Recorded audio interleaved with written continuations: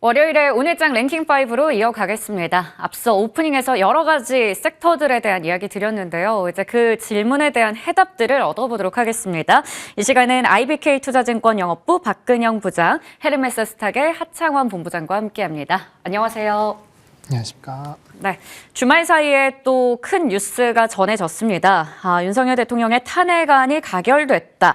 일단 헌재 판결까지 시간이 좀 남아있기 때문에 완전히 우리가 불확실성이 해소됐다라고 볼 수는 없겠지만 탄핵 정국의 좀 일단락, 일부는 불확실성이 거쳤다라고도 볼 수 있을 것 같은데요. 그런 가운데 아무래도 그동안 우리 증시에 좀 발목을 잡고 있었던 정치적 불확실성이다 보니 이제는 지수가 좀 올라가지 않을까, 외국인 들어오지 않을까라는 기대를 했었거든요. 근데 오늘 시장의 오후장 흘러가는 모습을 보면 조금 아쉽습니다. 코스피 지수는 2,515선을 오전 장에 정말 장 초반에 찍고 나서 현재는 2,490선도 내어주었고요. 코스닥도 700선 잘 지키나 싶었는데 약간 오름폭이 줄어들고 있는 상황이죠. 그리고 무엇보다 중요한 건 아직 환율도 1,430원대 위에서 움직이고 외국인 수급도 현물 시장에서는 여전히 매도 우위를 크게 보여주고 있는 상황입니다. 자, 그래서요. 시장에 대한 이야기부터 먼저 나눠봐야 될 것 같아요. 박근영 부장님, 분명 우리가 기대를 했었는데 시장 아직까지 시간이 뭐 더 필요한 건지 왜 탄핵안 가결됐는데도 시장은 좀 약한 걸까요? 네, 지난주 월요일 날 급락 사태가 나타난 이후에 화수목금 4일 동안 주가들이 올라와서 탄핵 이전의 가격 수준까지는 다 회복을 했었습니다. 그래서 탄핵 부분들이 전국의 불안정설과 그리고 불확실성을 어느 정도 해소시켜준 부분가 있지만 결국 이제 현재 지켜보고 있으면 이제 다음에 어떤 경기 요소가 상당히 시장에 이제 주목을 받을 수 있다. 물론 탄핵 정국에 대한 부분들이 끝났다라고 보기는 좀 어렵다는 분석도 있긴 한데 일단은 그래도 아주 클라이막스, 극단적인 어떤 전국 불안은 어느 정도 마무리가 됐다는 점에서 시장에 좀 포커스를 맞춰야 되는데 결국 경기, 그다음에 환율, 그다음에 여러 가지 금리 이런 것들을 봐야 되는데 지난 주말에 보면은 미국 시장에서 금리도 올라갔고 환율도 지금은 워낙 약세가 계속 이루어지고 있는 모습들이 여전히 영향이 시장에 미치고 있는 모습이 보이고요. 다만 이제 탄핵 가결 때문에 지금 탄핵 정국에서 상당히 좀 정책적인 불확실성이 있을 수 있다고 보았던 뭐 예를 들어 방산업종이라든지 일부 통신업종, 밸류업 지수 관련된 종목들 이런 종목들이 상당히 좀 어려웠던 부분이 분명히 있었는데 그런 것에 대한 반사적인 어떤 부분들이 분명히 반등이 나오고 있는 부분들이 보이고 있고 그리고 이제 미국 같은 경우도 지금 보면은 뭐 팔란티어라든지 여러 가지 종목들, 뭐 브로드컴 관련해서도 마찬가지고 AI 쪽이나 이런 쪽이 괜찮거든요. 그죠? 에이직 반도체 쪽도 마찬가지이기 때문에 맞춤형 HBM 이런 관련된 이슈가 불거지면서 반도체 소부장도 꽤 지금 주가들이 올라오고 있고 보통 12월에는 전통적인 비수기이기 때문에 IT들이 좀 그렇게 올라가지 못하는 모습이 일반적이었지만 미국의 트럼프 대통령 이제 재임 기간이 시작되면 거기에 따라서 중국에 대한 부분들이 제재가 이루어질 수 있다. 그래서 중국 업체들이 지금 재고 비축을 12월 때 좀 당겨서 하는 부분이 좀 있다는 것 때문에 IT에 대한 올해 사반기 수요가 상당히 좀 좋게 나올 수도 있다. 이런 것들이 지금 IT 소부장 이런 쪽도 상당히 올라가는 모습을 같이 보입니다. 그렇기 때문에 섹터별로 분위기가 좀 달라지고 전체적인 어떤 뭐 탄핵 정국에서 뭐 좋은 섹터, 나쁜 섹터 이런 것들이 다시 이제 재반등 나오면서 약간 분위기가 달라지고 있는데 결국 지금 중요한 것은 글로벌리 진행되고 있는 경기에 대한 이슈, 그다음에 이번 주에 FOMC가 있고 여러 가지 부분들이 있는데 향후의 점도표에서 향후의 금리 인하에 대한 횟수라는 이런 것들 상당히 중요한 변수가 남아있기 때문에 약간의 경계감이 분명히 있을 수 있다는 점, 그리고 실질적으로는 환율과 금리에 연동돼서 움직임들이 상당히 지금 예민할 수밖에 없다는 점에서 금리가 올라가고 원화가 약세인 부분은 조금 경계를 해야 되는 모습인데 원화 약세가 이루어지면서 사실 이것도 시장이 좋은 건 아니지만 일부 호실적 수출주에 대해서는 또 긍정적으로 볼 수 있는 부분도 있다는 점도 조금은 판단을 하셔서 접근하셔야 될 것 같습니다. 네, 아직까지도 확실히 그 금리와 환율에 좀 민감한 부분도 있겠고요. 이건 우리 증시만의 이슈잖아요. 그러다 보니까 지금 글로벌 증시가 갖고 있는 여러 가지 좀 이슈들, 또 앞서 말씀해 주신 것처럼 FOMC부터 해서 좀 일정들 남아있어서 거기에 또 경계감을 갖고 있는 것으로 보인다라고 얘기해 주셨습니다. 자, 그러면요. 이제 한번 매크로에 집중해 볼까요? 정치적인 변수 어느 정도 영향을 우리가 좀 잦아들었다 이렇게 가정을 해보고요. 매크로 이슈 중에서 FOMC 그리고 마이크론의 실적 앞두고 있어요. 하창원 본부장님, 그게 그렇다면 이번 주에 가장 우리가 핵심으로 삼아봐야 하는 이슈가 될까요? 일단은 뭐 그렇다고 생각을 합니다. 이번 주가 사실 이슈가 되게 많기는 해요. 뭐 VOJ도 있고 그다음에 뭐 PC라든지 아니면은 각종 그 나라들의 뭐 PMI 데이터도 나오기도 하고요. 뭐 FOMC 회의록 같은 것도 당연히 다 중요하겠죠. 그리고 이제 페덱스의 또 실적 발표가 또 목요일에 있기 때문에 그런 것도 이제 경기에 대한 좀 민감한 부분이죠. GDP도 있고요. 네. 그래서 그런 것들이 상당히 좀 중요할 것 같은데 그럼에도 불구하고 왜 금리 FOMC와 이제 마이크론이냐, 결국엔 FOMC에서 금리 인하 기조가 유지가 돼줘야 이제 M7을 필두로 좀 주가의 상승 기조가 유지가 될 것이고요. 브로드컴의 상승으로 인해서 엔비디아가 주가가 좀 조정이 나왔음에도 불구하고 필반은 3%대 이상 올랐거든요. 예. 그러다 보니까 오늘 그래도 장 초반에 삼성전자, 하이닉스가 조금 힘을 내주면서 지수에서의 상승 기조를 유지를 했습니다. 지금이야 삼성전자는 조금 이제 외국인의 매도세가 강해지다 보니까 좀 하락을 하고 있고요. 하이닉스는 그래도 1%대 중후반에서의 상승 기조를 만들어내고 있죠. 결과적으로 우리나라에서 외국인의 수급 이탈이 안 나오는 걸 확인을 해야 되는데 외국계 수급 동향을 체크를 해보시면은 그러니까 영국계랑 미국계가 상반기에 주도했었던 이런 이제 외국 수급 주체인데 거기서 이제 영국계는 조금 턴을 하기 시작을 했고요. 미국계는 여전히 좀 매도를 하고 있거든요. 근데 미국계가 제일 많이 산 게 반도체입니다. 네. 그러니까 결과적으로 그런 수급적인 되돌림이 나오려면은 M7을 필두로 반도체 상황이 굉장히 좋아지게 되면 우리나라에서도 매수세가 멈출 수 있다라는 거예요. 그래서 그런 부분에서의 기조가 중요한데 그 트리거가 이제 금리 인하. 로 영향이 될 수 있기 때문에 그래서 FOMC를 좀 중요하게 보고 있다라고 말씀을 드리겠고요. 그다음 마이크론 같은 경우 실적이야 이미 어느 정도 다 예상치가 나와 있습니다. 거기서 크게 벗어날 것 같지는 않고요.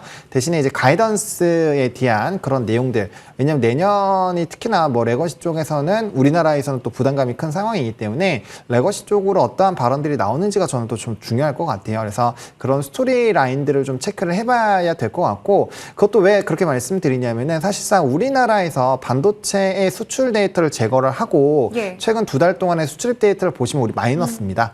그러니까 반도체를 제외한 나머지 쪽이 워낙 안 좋아지고 있고요. 또 반도체에 대한 비중이 불과 상반기 끝나갈 때만 하더라도 16% 정도였는데 지금 전체 비중이 거의 30%까지 반도체 수출 비중이 높아졌거든요. 그러니까 그만큼 다른 산업군들은 어려워진 상황이고 반도체만 볼륨을 유지하고 있는 거예요. 근데 창신 메모리나 이런 부분으로 인해서 이제 우리나라 반도체 수출 데이터가 꺾이면 우리나라 전체 수출 볼륨이 줄어드는 거거든요. 그건 굉장히 안 좋은 내용이죠. 그런 스토리가 나올 수 있기 때문에 지금 내년에 대한 우리나라 경제 성장률에 대한 확률이 굉장히 떨어지고 있는 겁니다. 그래서 그런 것들에서의 좀 흐름을 마이크론에서 잡아갈 수 있기 때문에 그래서 두 가지가 좀 더 중요할 것 같다 정도로 정리드리겠습니다. 마이크론의 실적을 보면서 우리 또 레거시 반도체 관련주들도 체크를 해볼 수 있을 것 같고 그리고 FOMC에서 또 금리를 어떻게 할지가 정해져야지 그 미국의 M7 기술주들에게까지 영향을 미치는 부분이니까 그게 또 결국에 우리나라 외국인 수급에도 영향을 미친다. 그래서 그 두 가지 일정을 좀 꼼꼼하게 체크해보자라고 말씀을 주셨습니다. 자, 그리고요. 이렇게 탄핵안이 가결이 되면서 또 이제는 내년에 좀 조기 대선의 가능성이 점쳐지고 있어요. 그러다 보니까 여러 가지 정책주들이 함께 좀 묶여서 시세를 나타내고 있는 상황입니다. 그 부분 한번 체크해 보도록 할게요. 기존에 아무래도 방산, 원전, 대왕고래 이런 쪽은 우려가 컸었어요. 현 정부 정책주로 분류가 됐기 때문인데 근데 오늘은 우려 대비해서도 급락하기는커녕 오히려 반등이 크게 나오기도 하고요. 시장 대비해서도 원전이나 대왕고래 쪽은 상당히 강한 모습을 보여주고 있습니다. 그래서 이게 뭐 빠질 만큼 빠졌던 건지 불확실성이 제거가 돼서 이제는 펀더멘탈만 보는 건지도 궁금했습니다. 박근영 부장님, 대표적으로 오늘 사실 방산, 원전, 대왕고래 큰일 났다 이렇게 좀 생각하면서 개장을 맞았는데 막상 반대로 가고 있더라고요. 네. 이거는 불확실성은 이제 제거됐다라고 봐야 될까요? 뭐 탄핵이 가결됐다고는 하지만 이제 그 뒤에 그 권한을 이양받는 뭐 예를 들어서 한덕수 국무총리가 되든 그다음 최상목 뭐 경제 부총리. 관련 부총리가 됐든 누군가는 이제 이양을 받겠죠. 그래서 그런 부분들이 진행되면서 아무래도 이제 그냥 윤 대통령 관련된 탄핵이 결정 안 됐을 때보다는 이양받는 사람이 어쨌든 어떤 정책적인 속도를 상당히 올릴 수 있는 그런 환경이 오히려 된 것이 아닌가 생각을 들 수 있습니다. 탄핵이 안 된 상태에서 직무를 좀 진행하기 어려운 상태가 더 힘들었기 때문에 지금은 오히려 가결이 되면서 다음 주자가 뭔가를 이어받아서 속도를 낼 것이다. 기대감이 분명히 있고 최상무 경제부총리도 지금 속도를 굉장히 올리겠다 이야기를 좀 오늘 발표를 한 것 같아요. 그래서 전반적으로 다음 주자들 그러니까 현재 대통령 이외에 권한을 이양받는 사람 사람들이 대부분 다 좀 정책에 대한 속도를 올릴 가능성이 있다는 점에서 기존에 좀 우려를 삼았던 그런 종목들이 주에 올라오는 분위기인데 사실 이제 그런 가운데 가장 높은 뭐 확률로 좀 안정적으로 볼 수 있는 것은 역시 밸류업 관련된 의미인 것 같아요. 뭐 금융주라든지 통신주, 특히 통신주도 오늘 실적이 뭐 굉장히 숫자가 좋은데 특히 뭐 LGU 플러스나 KT 쪽이 좀 괜찮은 모습인데요. 그쪽은 어차피 밸류에이션이 워낙 낮고 그리고 각각 회사들이 그 주주하느냐 여러 가지 부분에 밸류업 관련된 회사들만의 공식적인 발표가 다 있었던 상태거든요. 미리 발표를 다 했는데 갑자기 뭐 대통령 관련된 문제가 생긴다고 해서 그런 회사들이 밸류업 주주하는 그 어떤 정책, 발표한 정책을 갑자기 되돌려서 안 하겠다 그러진 않을 거거든요. 그러니까 네. 밸류업 관련된 부분들이 역시나 기대감이 그대로 유지가 된다는 점에서 금융이나 통신 최근에 주목을 받았던 밸류업 관련 쪽은 상당히 좀 아직은 봐야 된다라고 네. 볼 수밖에 없고요. 자, 두 번째로는 이제 B2B 간의 정부와 정부 간의 계약이 굉장히 좀 높게 형성될 수밖에 없는 성격을 가진 방산업종에 대해서도 이슈가 있지만 오늘은 좀 방산이 좀 빠지지만 단기적으로는 지금 이제 뭐 전쟁 평화협정이라든지 휴전 이런 것들이 좀 더 지배를 하고 있는 시장이거든요. 그러니까 결국은 트럼프 당선인이 이제 1월 20일 날 어쨌든 재임을 다시 하기 시작하면서 이제 휴전에 대한 이벤트가 상당히 좀 몰려 있을 가능성이 있고요. 중동 지역도 지금 일부 다른 쪽도 좀 쉬고 있는 모습이기 때문에 당장 이런 부분에 대한 휴전의 이야기들이 좀 더 지배를 하겠지만 결국은 유럽 쪽에서 올라오는 나토 쪽의 분위기가 결국은 트럼프 당선인이 나토 쪽으로 좀 더 방위비 분담을 요구할 가능성이 크고 GDP 대비 2% 기준에 대한 나토 방위비 분담금을 지금 나토 쪽에서 3%로 올리는 것으로 좀 추정이 되고 있습니다. 그렇게 되면 유럽 시장에 있는 각 국가들이 대부분 다 나토에 있는 속한 국가들이 방위비를 상당히 높게 또 책정을 할 수밖에 없는 국면이기 때문에 유럽 쪽의 나토뿐만 아니라 그 외에도 유럽의 무역 장벽 등 그런 것들이 있긴 하지만 그 외에도 다른 쪽에서 지금 관련된 무기 관련된 수입은 좀 더 강하게 올라있다는 점에서 단기적인 조정 이후에 아마 또다시 아마 유럽에 대한 어떤 여러 가지 나토라든지 이런 쪽의 방산 수출은 좀 더 활발하게 이루어질 수 있다는 점. 제3세계 국가들도 군 현대화 관련된 예. 이슈가 있기 때문에 무기 확보나 방위산업 역량 성장에 대한 수요가 높아질 수밖에 없다 볼 수 있습니다.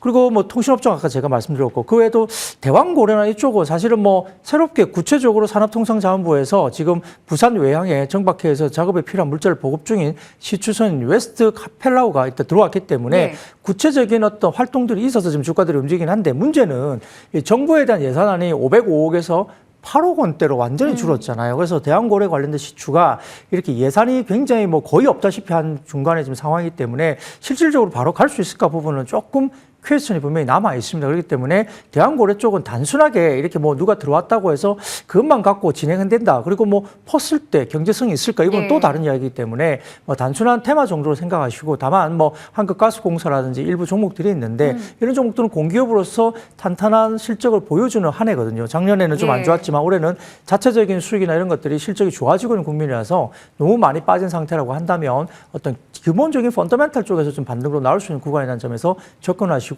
단순한 대왕고래 관련된 부분에서 초기처럼 대왕고래 발표됐던 초기처럼 그런 급반등에 대한 기대감을 조금은 낮춰주시는 게 좋지 않을까 싶습니다. 네, 방사는 그래도 이제 펀더멘탈 측면에서 좀 괜찮게 봐주셨고 밸류업도 여전히 우리 관심권에서 보자는 말씀해 주셨어요. 대왕고래 쪽은 단순한 테마주들 말고 공기업 관련주들은 좀 그래도 괜찮다라고 얘기를 해주셨는데 저희가 현 정부 정책주들의 흐름을 좀 먼저 체크를 해봤습니다. 이번에는 차기 정책주도 궁금해서요.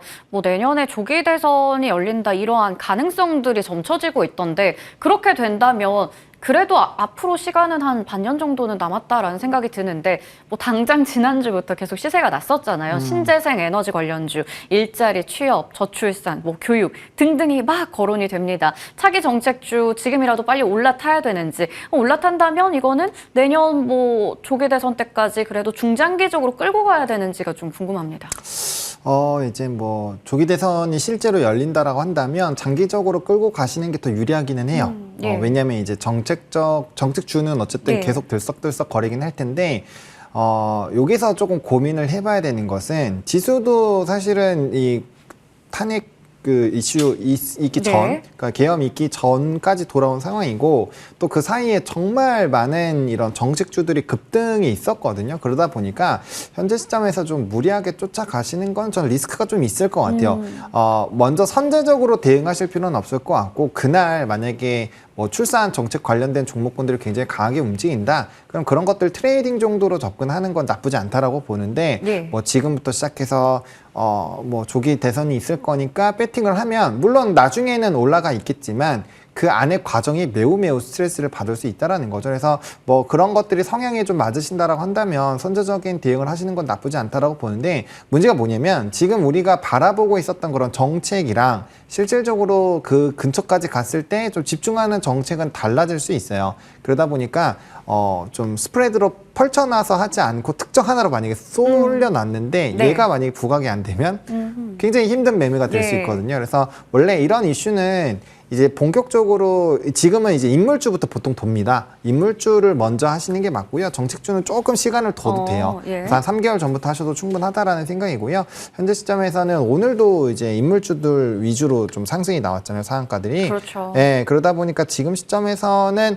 아직은 인물주 중심으로 하는 게 조금 더 유리할 것 같다로 말씀을 드렸고, 여기 굉장히 핫합니다. 여러분들 아시겠지만 트레이딩 난이도가 매우 높아요. 그래서 그렇죠. 내가 매매에 대한 경험이 적다라고 하시면 하지 마시고 그냥 네. 펀더 중심으로 차분하게 하시는 거를 네. 말씀을 드리겠습니다. 트레이딩 관점에서 본다면 내가 굉장히 매매에 자신이 있고 손이 빠르다면 가능은 하겠지만, 일단 정책주들 입장에서는, 차기 정책주 입장에서는 뭐 대선 3개월 전부터 해도 괜찮다라고 얘기를 주셨습니다. 이것도 자신감 굉장히 필요한 어려운 그럼요. 영역이네요. 그 부분을 좀 짚어주셨어요. 자, 그러면요, 저희가 현 정부 정책주, 차기 정책주 이렇게 확인해봤고, 전력설비 쪽은 사실 어느 쪽이 되더라도 네. 늘 이쪽은 뭐 수혜의 기대감 있잖아요. 미 대선 관련했을 때 봤을 때도 어디가 되더라도 인프라는 늘 필요하다 이런 얘기가 있었는데, 오늘 전력설비 쪽 강하더라고요. 전선도 그렇고요. 왜 가는 걸까? 박근영 부장님, 뭐 특별한 뉴스가 있었던 것 같진 않은데 이것도 정책 모멘텀 있는 건가요?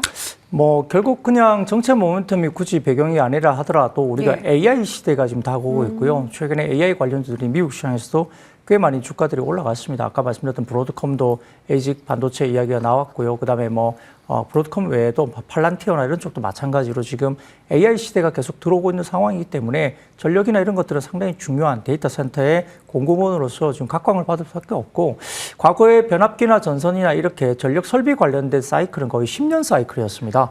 상승 국면도 10년 정도의 사이클, 하락 국면도 10년 정도의 사이클. 그러니까 지금 AI가 이렇게 시장에 이야기되면서 뭐 지금 회자되고 있는 게 한 2, 3년 정도 됐거든요. 물론 그 사이에서 뭐 주가가 올랐다가 뭐 빠졌다가 여러 가지 굴곡이 있긴 했지만, 전체적으로서 과거에 봤을 때 전력기기 관련된 쪽의 사이클을 10년 사이클로 본다면 아직은 초입 단계 정도 수준이죠. 조금 주가는 분명히 반영이 됐습니다만, 그래서 실적이 상당히 좀 여유 있게 아직은 좀 더 가고 있고, 그다음에 글로벌 다른 피어 그룹 대비 아직은 좀 여유가 있다고 본다면, 역시 대장주로서는 뭐 전력기기는 역시 HD 현대일렉트릭이 아직은 대장주일 것 같고, LS 일렉은 뭐 워낙 최근에 상대적으로 많이 빠져 있는 상태에서 반등이 나오는 구간이고, 효성중공업도 이제 효성 그룹주에 대한 이슈가 있으면서 급락을 한 이후에 반등세가 나오고 있는 구간이고요.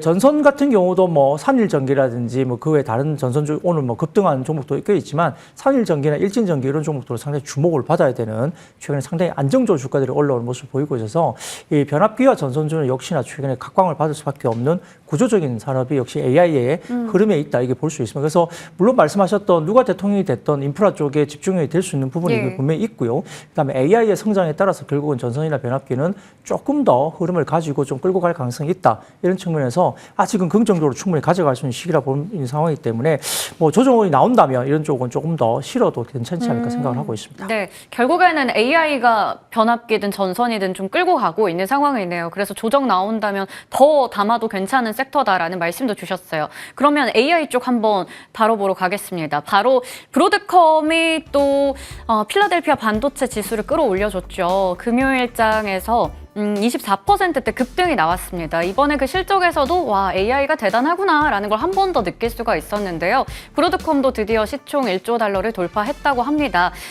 이런 또 이야기 나오다 보니까 관련한 종목들 국내에서 빠르게 또 찾게 되는데, 국내 반도체 업계에 미치는 영향이 좀 궁금해요. 물론 브로드컴이 이렇게 올라가니까 엔비디아 살짝 조정 나오긴 했거든요. 그래서 엔비디아에게는 분명히 좀 부정적일 것이다. 근데 또 AI 관련해서 뭔가 긍정적이다 하니까 국내 반도체주 중에서 뭐 HBM 쪽을 좀 우리가 집중적으로 봐야 되나, 팹리스를 봐야 되나, 고민이 많이 됩니다. 하창원 본부장님과 이야기 좀 나눠볼게요. 네.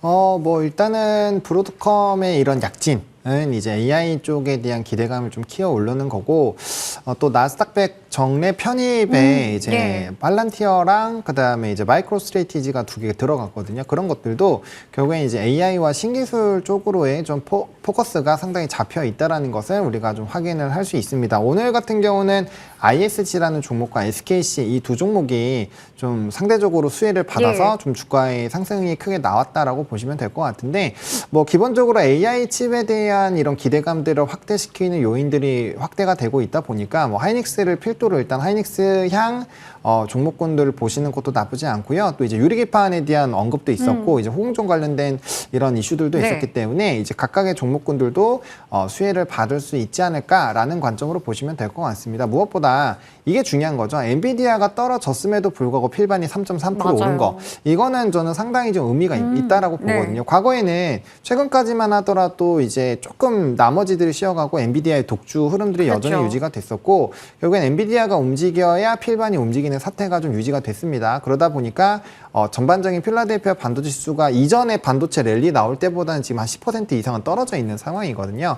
근데 이제 엔비디아가 쉬어도 움직인다라는 거는 그만큼 관련된 기대감이 높아졌다라고 보면 될 것 같고 또 소프트웨어 쪽이 잘 나가는 것도 상당히 의미가 있습니다. 뭐 팔란티어 같은 경우는 네. 세 번째 만에 이번에 정례 편입에 또 통과가 됐는데 이런 패시브 자금은 거의 시총에 대비해서 들어가기 때문에 상당히 많이 들어가거든요. 그렇게 된다라고 한다면 이게 지속적으로 수급이 들어가는 상황이 되는 거고 또 AI 소프트웨어에서의 이제 구독 경제화가 결국엔 수익성이 나오기 때문에 더더욱더 이제 빅테크 기업들은 관련된 투자를 진행을 할 거라고 저는 생각을 하고 있습니다. 네. 결국에는 하드웨어와 소프트웨어의 선순환 구조가 만들어지고 있는 그 과정이라고 보고 있고요. 이 파급력은 저는 사실 단기적으로 끝나지 않을 것으로 보여집니다. 그래서 저는 반도체 쪽 나오면 예. 물론 이제 앞서서도 간단하게 얘기 드렸지만 현재 우리나라 반도체 업체들은 중국의 이런 창시 메모리 네. 뭐 관련된 부분에서 이제 가격이라든지 재고 부담이 있고 거기에 따라서 사실 뭐 전망은 그렇게 좋진 않아요. 네. 근데 저는 여기에서 하락하는 그 부분보다 HBM 쪽으로 더 나올 수 있는 그런 데이터가 더 좋을 거라고 보고 있거든요. 왜냐면 분명 그러한 압박은 있는 상황인데 수출입 데이터를 잘 뜯어보시면 그쪽 HBM 쪽을 필두로 상승 흐름은 유지가 되고 있고 퍼센테이지나 볼륨 자체가 줄어들지 않고 있어요. 그래서 만약에 이걸로 그 앞단에 말씀드렸던 그 요인을 이겨낸다라고 한다면 반도체는 굉장히 세게 랠리가 나올 거라고 보고 있거든요. 그래서 그러면 우리나라 지수 당연히 오르겠죠. 예. 근데 그러한 좀 힌트를 주는 것들이 뭐 브로드컴 약간 이런 종목이라고 네. 생각을 하고 있어서 저는 뭐 전반적으로 긍정적인 평가를 해도 괜찮지 않을까 생각하고 있습니다. 네. 이전에는 우리 반도체주 볼 때 엔비디아 위주로 좀 봤었는데 이제 브로드컴도 좀 같이 챙겨봐야겠네요. SK 하이닉스 밸류체인 쪽에 대해서도 긍정적으로 봐주셨고 나머지 장비에게 있어서도 분명히 이거 긍정적인 영향을 줄 것이다. 단순하게 끝날 파급력은 아니다라는 부분도 짚어주셨습니다. 그러면요. 브로드컴이 또 미친 쪽이 하나 더 있어요. 유리기판이 될 텐데 유리기판을 뭐 검토하겠다 이런 얘기 나오면서 대부분 최근에 하락 추세를 걷고 있던 유리기판 관련주들이 오늘 상당히 강한 모습을 보여주고 있습니다. 자, 유리기판 뉴스가 나오니까 이렇게 딱 튈 때 우리가 들어가야 되는 것일까?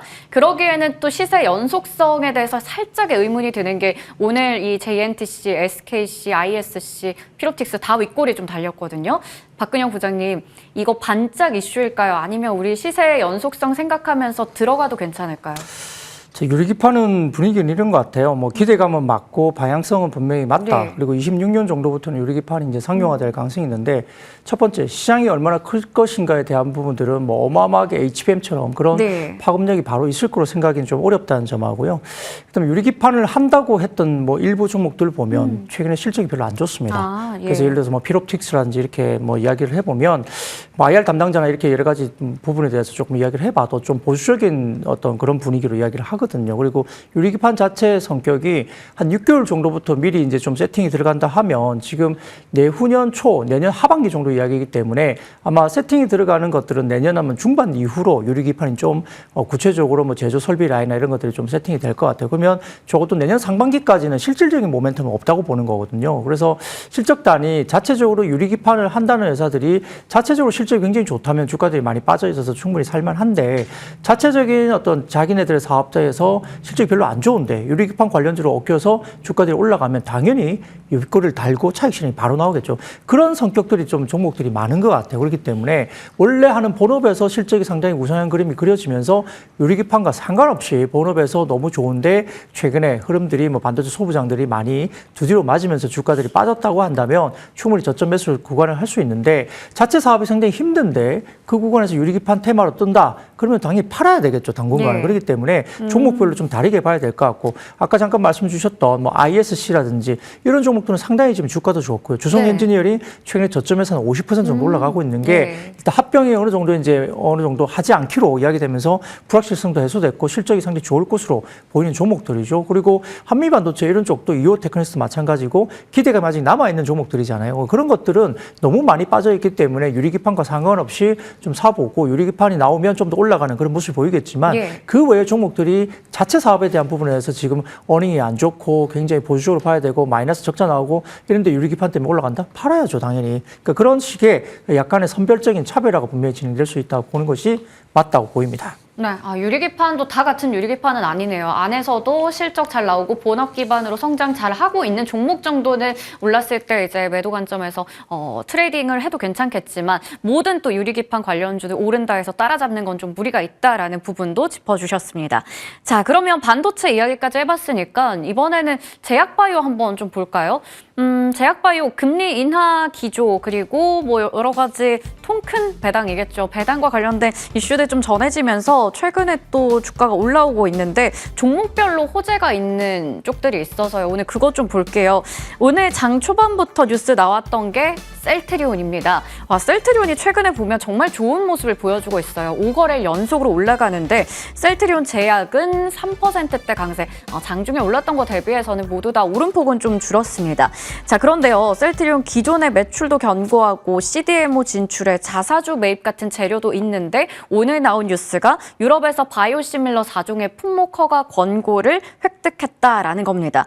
아직 허가 권고긴 하지만 그래도 좋은 뉴스 하나 더 추가된 거잖아요. 만약에 그룹주를 우리가 좀 매매를 한다면 하창원 본부장님, 셀트리온과 셀트리온 제약 중에서 수익률 측면에서 뭐가 더 좋을까요? 이거는 이제 단기로 보냐 장기로 보냐의 차이인 것 같은데 장기로 보면은 저는 셀트리온이 더 나을 것 같습니다. 장기로? 네, 근데 단기로 보면은 제약이 더 빠를 것 같습니다. 네. 그렇게 일단 말씀을 드리겠고요. 근데 이제 뭐 이 자사주 이게 가지고 있는 거에서 주식 배당에다가 이제 자사주 이거 배당까지 포함을 해본다라고 생각하고 어차피 이 셀트리온으로 다 병합이 나중에 될 거잖아요. 그런 관점에서 본다라고 한다면 일단 셀트리온을 중심으로 매수를 하시고 그 비율에 따라서 만약에 제약이 조금 플러스 알파 요인을 많이 받을 수 있게끔 작업이 된다라고 한다면 그때 이제 제약을 빠르게 매집을 하는 것도 좀 좋은 방법이라고 생각을 합니다. 그래서 이 종목은 사실 트레이딩으로 접근하시기에는 상당히 난이도가 높아요. 왜 그러냐면은 잘 안 움직이거든요. 네, 그래서 저는 그냥 셀트리온으로 하시는 게 좀 마음 편하지 않을까라고 생각을 일단은 하고 있습니다. 네, 장기, 단기 나눠서 봐야겠네요. 장기로 봤을 때는 셀트리온, 그리고 단기로는 셀트리온 제약. 사실 오늘 이런 뉴스 나왔는데도 시세가 엄청 크게 나오는 게 아닌 걸 보면 말씀해 주신 것처럼 좀 어렵기도 한 종목인 것 같습니다. 자, 그러면 이 종목은 어떨까요? 파마 리서치, 역대 최고가기 때문에 이것도 충분히 신규 접근하기 어렵지 않을까라는 생각도 들고 뭐 보유자의 영역인가 싶기도 한데 박근영 부장님, 파마 리서치가 정말 미용 의료기기 대장주 역할 잘하고 있어요. 해외 수출 기대감 속에서 주가가 쭉 올라가면서 역대 최고가입니다. 따라잡을까요, 대장주? 아니면 후발주자 다른 거 한번 볼까요? 네, 뭐 파마 리서치는 이제 최근에 우리 린제이 로한이라고 잊혀졌던 허리우드 인플루언서가 있죠.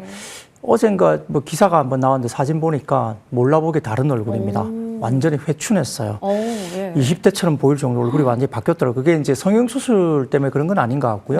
다른 어떤 미용 시술을 좀 받은 것 같다 이야기가 나오는데 시장에서는 좀 조심스럽게 연어 관련된 시술이 좀 아닌가라고 조심스러운 분석이 나와 있습니다. 그래서 파마 리서치가 물론 이제 뭐 리쥬란을 맞았다고 나온 건 아닌데 관련된 이슈가 좀 불거지면서 이제는 과거에 우리가 생각했던 뭐 이런 성형보다는 여러 가지 인플루언서들이 결국은 이제 미용기 관련된 부분에서 역시나 이제 이런 뭐 예를 들어서 리쥬란 같은 연어 시술이라든지 그 외에도 지금 우리가 바임 글로벌이라고 이제 비상장사가 있는데 이쪽은 이제 주베룩이라는 어떤 스킨 부스터가 있거든요. 네. 급격하게 지금 성장을 하면서 상당히 비상장인데 각광을 받고 있고요. 뭐 그런 쪽이 역시나 스킨 부스터, 그다음에 이런 어떤 연어 관련된 테스트 이런 것들이 있기 때문에 역시나 이런 쪽은 상당히 좋아질 수밖에 없고 다만 이제 파마 리서치 리쥬라는 시술을 받으면 엄청 아픕니다. 엄청 아파서 네. 약간 수출 기조일 때 외국인들이 이런 통증을 과연 이제 좀 받아들일 수 있을까 이 부분이 조금 해외 쪽 진출에 대한 관건이 좀 남아 있는 변수가 하나 있는데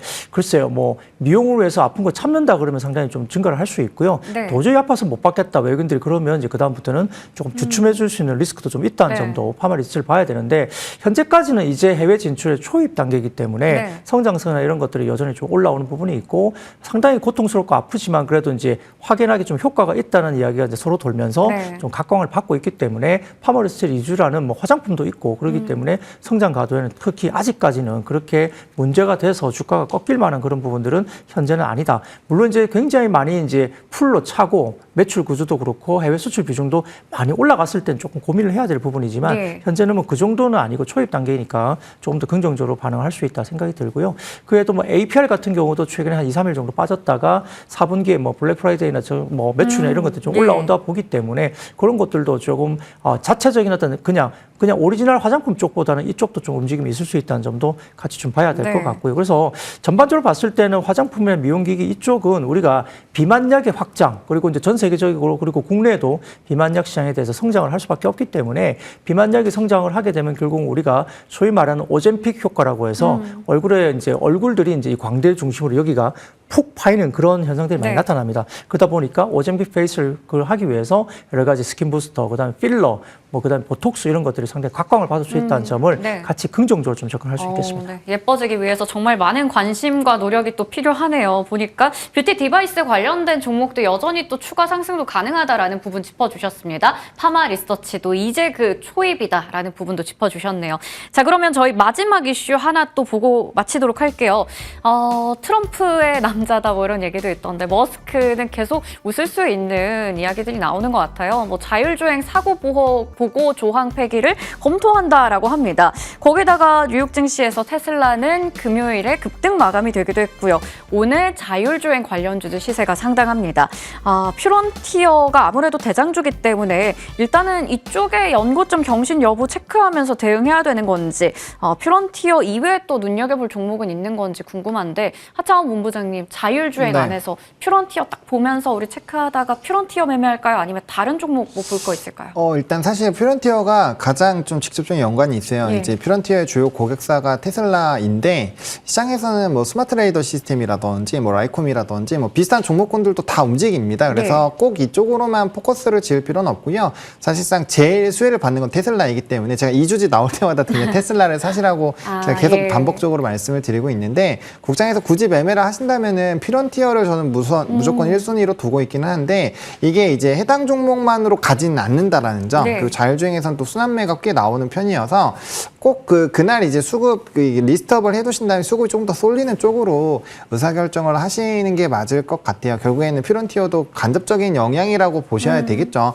테슬라의 본주라고 본다라고 하면요. 그리고 이 너무 많아요. 자율주행 관련된 네. 종목군들이 우리나라에. 근데 어쨌든 테슬라는 테슬라의 것을 쓰거든요. 네. 그게 제일 핵심이라고 보시면 될 것 같고 FSD 이번 버전이 너무 평가가 좋아요. 그러다 보니까 뭐 약지는 계속적으로 나오지 않을까? 그리고 이제 이 기기를 싸게 팔잖아요. 자동차를 싸게 파는데 결국엔 소프트웨어 쪽으로 돈을 이제 창출할 것 같고 그럼 저는 사실 그냥 다른 거 다 빼고 FSD만으로도 1000불은 갈 수 있다라고 보거든요. 예. 이게 수익화가 되기 시작하면 어마어마하기 때문에 근데 얘네는 그것만 있는 회사는 아니잖아요. 네. 뭐 ESS부터 상당히 많은 것들을 하고 있는 회사여서 저는 뭐 트럼프 중간선거 이전에 탑3 시총에는 가능하지 않을까라고 테슬라가? 개인적으로 생각을 예. 하고 있기 때문에 그냥 테슬라를 사시는 게 제 200불 때도 똑같이 말씀드렸는데 예. 네, 그렇게 말씀을 좀 드리고 싶습니다. 테슬라에 대한 의견도 주셨고요. 그리고 국내에서 자율주행 관련주 역시 대장주는 퓨런티어, 이외의 종목은 수급 몰린 쪽 한번 체크해보자. 이렇게 정리해보도록 하겠습니다. 오늘 여러 가지 이슈에 대해서 이야기 나눠봤어요. 지금까지 IBK투자증권 영업부 박근영 부장, 헤르메스 스탁의 하창환 본부장과 함께했습니다. 고맙습니다.